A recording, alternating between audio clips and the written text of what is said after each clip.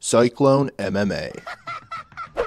Now, to make this the absolute worst week in the life of Dana White, Jake Paul has signed a deal with the PFL. And this is actually a big deal, and it kind of came at a perfect time for Jake Paul because we all know about what's going on with Dana White. There's a lot of uncertainty with his career, and he's looked at in a very, very bad light right now. He did something terrible, and he's dealing with the consequences, and there's probably going to be further consequences to what he's already dealing with. But we're not talking about that today. We're talking about Jake Paul signing with the PFL, and this is crazy. So first things first, he's signing a deal with them.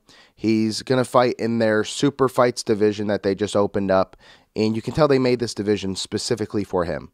And this is huge for the PFL because this means that you're going to get some of that celebrity boxing in the PFL. You're going to get new eyes because Jake Paul, love him or hate him, he has an audience. He has a fan base. And now you're taking all of the fans he has of boxing and you're bringing it into this MMA space. And in terms of Jake Paul actually competing in MMA, it could go well. It could go terrible. It depends on the matchmaking. If you give him a champion right away of, one of the PFL's divisions in a weight class similar to Jake Paul's going to lose the fight. But with that being said, Jake Paul has shown to get really good at boxing. I mean, he knocked out Tyron Woodley. He's undefeated in boxing. I know he hasn't fought a boxer yet, but he rocked Anderson Silva. He beat him in a decision. He has striking skills for sure, and he actually has a wrestling background. He wrestled in high school. Now, I'm not saying he's going to be the best MMA fighter in the world, but I think they can make matches where Jake Paul can win fights, and I think that's going to be what they're going to aim to do because they want this guy to be their cash cow. They want this guy to bring a lot of eyes to the sport. Now, Jake Paul's already offered Nate Diaz a fight, and if the PFL is able to sign Nate Diaz on top of Jake Paul and make that fight, that's going to be huge.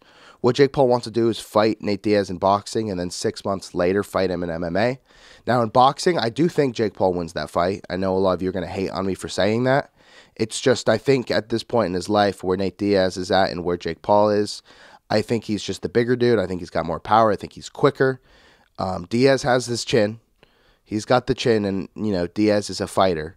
But at this point, I think Jake Paul wins that fight. Now, in MMA, Nate Diaz is going to be the favorite because the jiu-jitsu, if he chooses to use it, Jake Paul is going to have nothing to say for that. So a big thing here is Jake Paul is continuing his pursuit of pushing for fighters to get fair pay.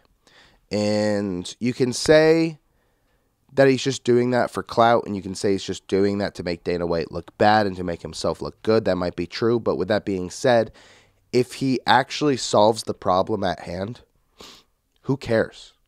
Who cares what the motives are behind it? So, good motives there. I'm not a Jake Paul fan, but I think it's honorable seeing what he's doing. He's clearly putting a lot of work and time into being a fighter, and yes, he doesn't deserve belts and he shouldn't be looked at as a world-class fighter, but he's definitely putting effort in putting his best foot forward in this space into sign with the PFL, agree to fight in MMA. Anyone who gets in the cage, should get a certain level of respect because that's a tough thing to do. And to also be an advocate for higher pay for fighters, for athletes who put their life on the line for our entertainment. It's pretty honorable. It's crazy that I'm saying these nice words about Jake Paul because I'm not a fan of the dude, but this whole thing's interesting. Now, Nate Diaz is yet to comment about this whole situation, but Anthony Pettis, former UFC champion, current PFL fighter, he's agreed to fight Jake Paul if Nate Diaz doesn't sign the contract. So already there's potential fights there. That'd be interesting. Anthony Pettis is a little bit smaller than Jake Paul. He's got all the skills in the world. And once again, I think it's like the ground game. That'd be a nightmare for Jake Paul with someone like Anthony Pettis. And Pettis is the hell of a striker too. So it'd be interesting. I think this whole situation brings up a whole bunch of problems for the UFC. I don't think that the PFL is going to overtake the UFC with this, but it certainly makes it so people are thinking twice about the product that they're watching, just given the recent headlines with everything going on. And you're definitely going to get a big casual audience going to the PFL. So big moves for the PFL. Now, if you're an MMA purist, you're going to hate this. I don't know how I feel about it. I don't love it, but I can see it being good for a lot of fighters and a lot of new fans to the sport of MMA. So there you have it. Jake Paul. He's going to be an MMA fighter. Yep.